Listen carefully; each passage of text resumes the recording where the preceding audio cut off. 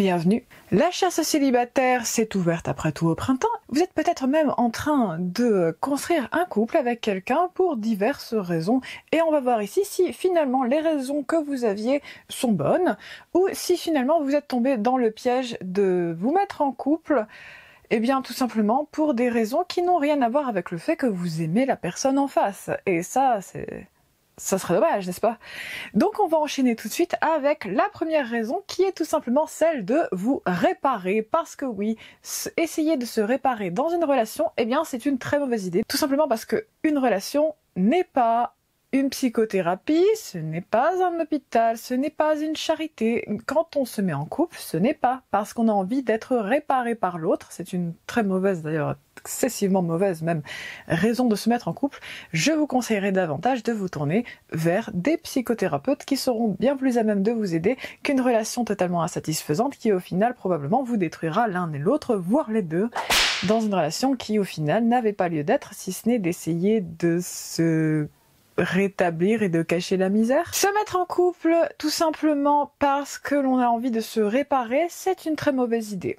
Parce que le but d'être en couple, c'est parce qu'on aime la personne, et vice-versa, ce n'est pas parce qu'on a envie d'être réparé, c'est une d'ailleurs très mauvaise raison pour se mettre en couple, et très souvent va se solder par de la tristesse et beaucoup de douleur d'un côté et de l'autre, voire des deux. Vous ferez un coup double, écoutez, tristement, mais c'est une réalité. Beaucoup de personnes se mettent en couple juste pour être réparées, pour se soigner, pour guérir, alors qu'au final, ces personnes ont davantage besoin d'une psychothérapie plutôt qu'une relation de couple, tout simplement parce que la relation de couple ne va pas guérir les traumas, ne va pas non plus guérir les problèmes qu'on peut avoir intérieurement, par exemple avec ses parents. Ça ne guérira pas vos problèmes parentaux, par exemple, et ça ne guérira pas non plus votre cœur qui a été brisé peut-être dans une ancienne relation. Donc autant aller voir un psychothérapeute ou un psychologue, plutôt qu'essayer de se mettre en couple pour cacher la misère, n'est-ce pas? Ensuite, le besoin d'être en couple. Terrible raison que d'être en couple pour ça.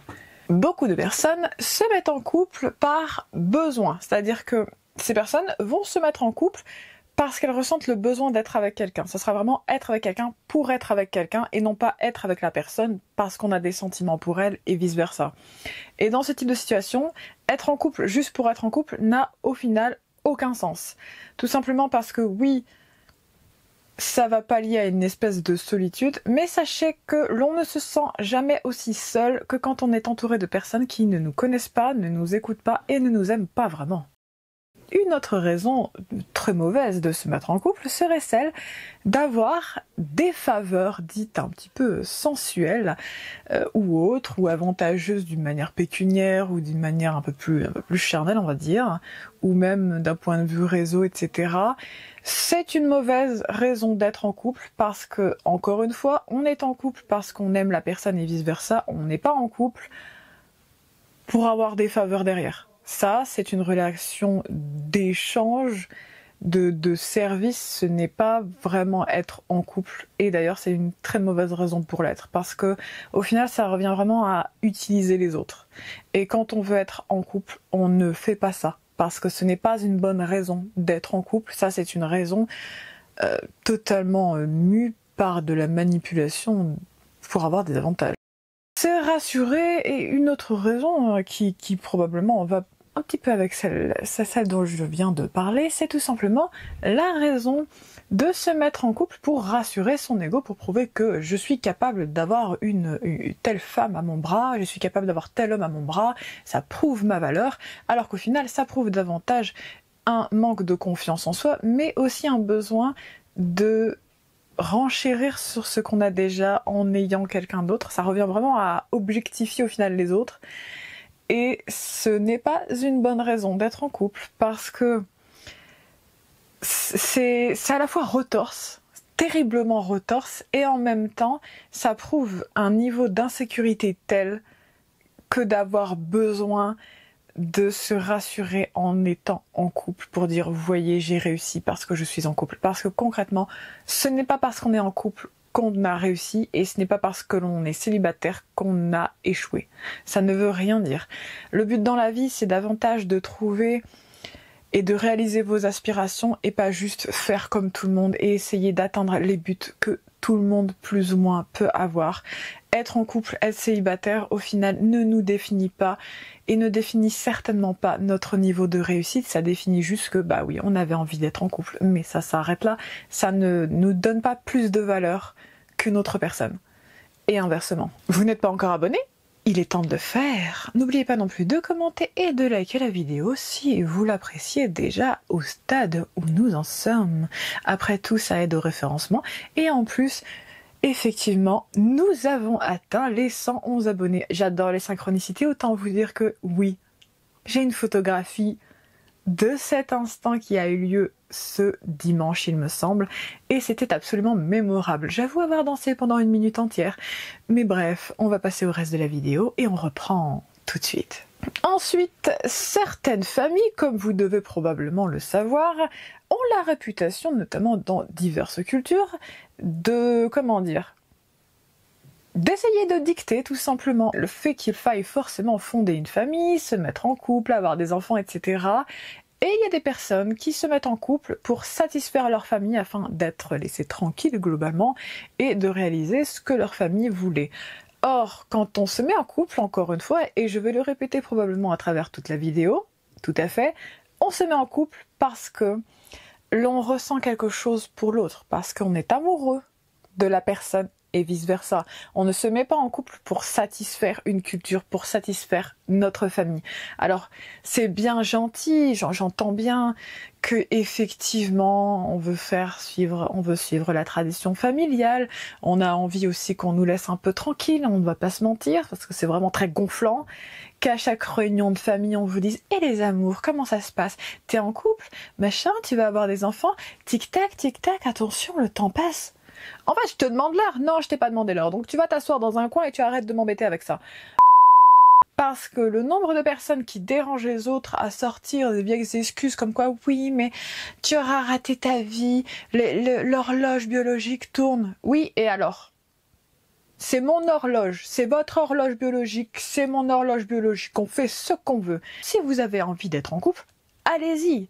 Allez vers des personnes qui vous attirent vraiment, des personnes que vous aimez vraiment et sincèrement, et pas juste pour satisfaire une famille, parce que la famille, elle, n'aura pas à aller se coucher toutes les nuits avec cette personne que vous n'aimez même pas.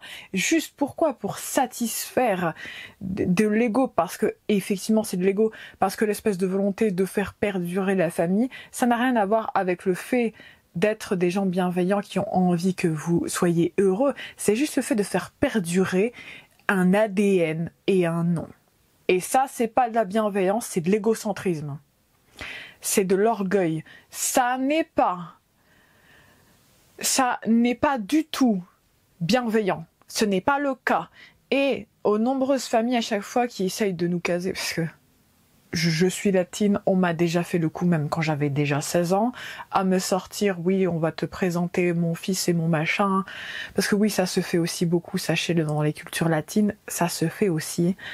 Je suis portugaise, on me l'a déjà fait à dire, ah et tout, t'aimerais pas machin, et on vous présente à chaque fois, on fait exprès de vous mettre côte à côte d'autres personnes de famille éloignées, comme ça, effectivement, vous nouez soi-disant des relations, pour voir si vous allez matcher ou pas avec eux, parce que c'est totalement manipulatoire, on va pas se mentir. Certes, ça part d'une bonne intention, mais vous savez, l'enfer est pavé de bonnes intentions, et ça veut pas dire qu'elles étaient bonnes au final. Donc effectivement, faites attention, parce que vous mettre en couple pour votre famille, alors votre famille sera peut-être satisfaite, mais vous ne le serez pas. Vous ne serez pas heureux, parce que vous aurez cédé à la pression sociale, parce que c'est de la pression sociale ça. C'est de la manipulation, de la pression sociale qui pousse les personnes qui n'ont rien demandé à se mettre en couple avec des personnes qui n'ont peut-être même rien demandé. Et tout ça pourquoi? Pour satisfaire l'ego d'une famille qui pourra dire « Ah oui, mais tu vois, mes enfants, ils sont tous casés, j'ai réussi ma mission. » Quelle mission? De caser tous les enfants avec des personnes alors qu'on sait très bien qu'ils ne s'aiment pas forcément. C'est quoi cette mission? C'est quoi cette mission de merde? Parce qu'on peut le dire directement, c'est une mission foireuse.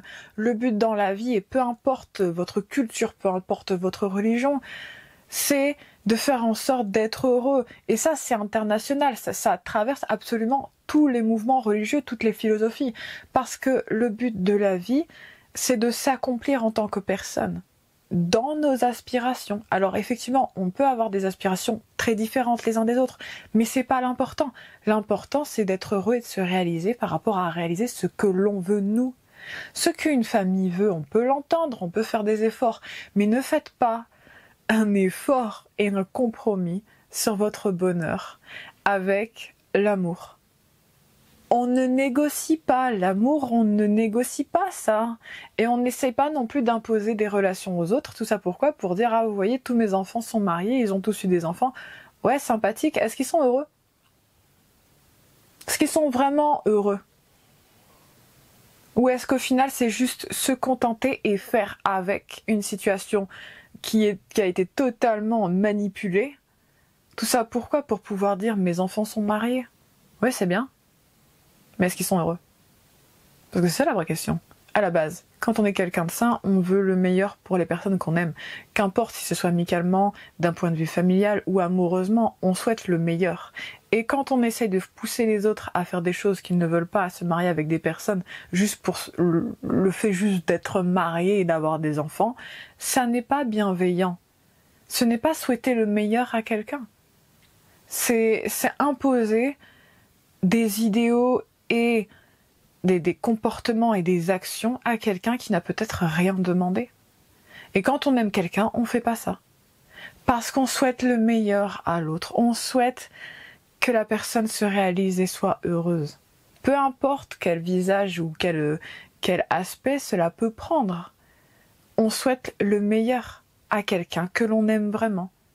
Sauf si on considère que la personne est un pion. Là, on n'en a rien à faire de son bonheur au final.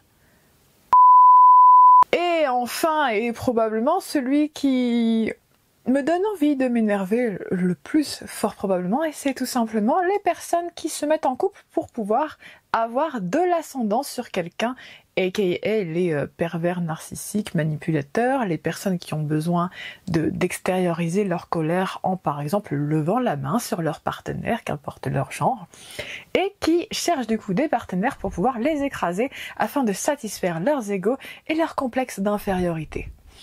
Et là, effectivement, ça devient un peu plus technique, effectivement.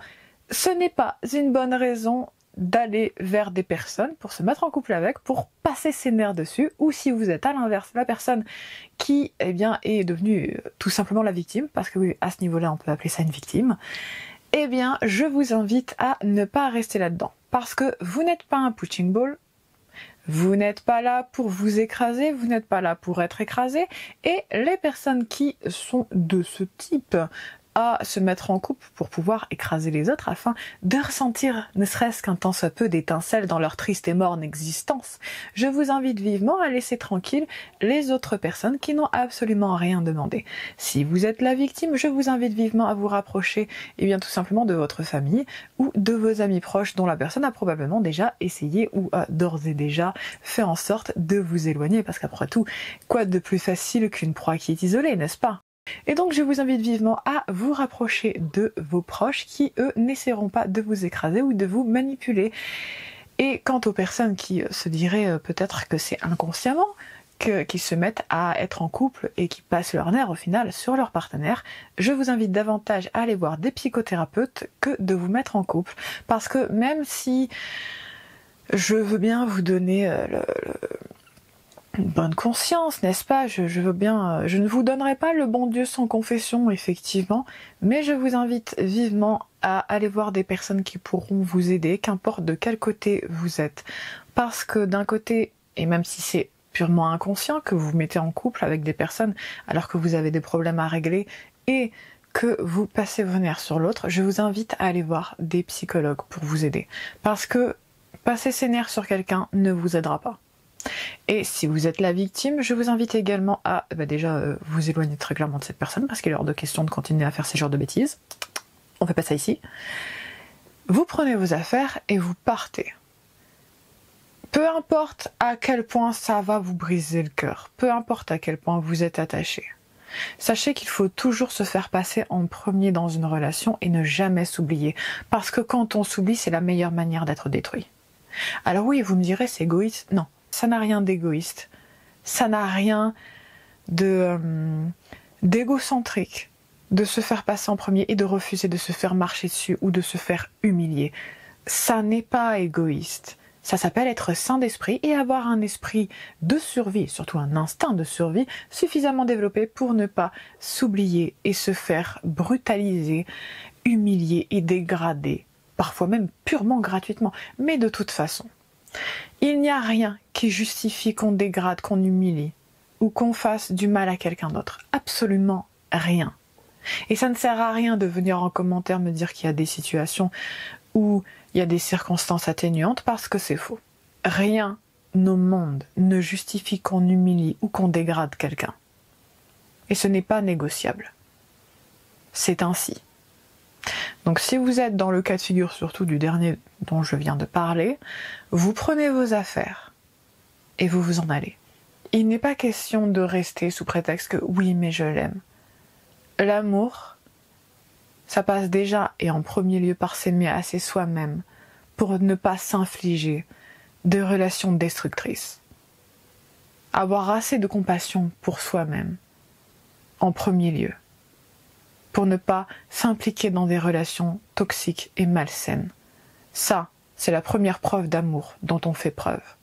C'est celle envers soi-même. Sur ces mots, j'espère que vous avez passé un excellent moment avec moi, qui a probablement été un peu plus court que d'habitude. Je vous invite à vous abonner si ce n'est pas encore déjà fait, et à commenter et liker la vidéo si vous l'avez appréciée. Merci d'ailleurs pour les personnes qui sont abonnées, parce que ça fait extrêmement plaisir de voir que ce que je traite, les sujets que je peux évoquer vous intéressent et surtout trouvent un écho chez les autres. Et sur ces mots, je vais vous dire à la semaine prochaine à 17h17 comme chaque dimanche. Et sur ces mots, à bientôt.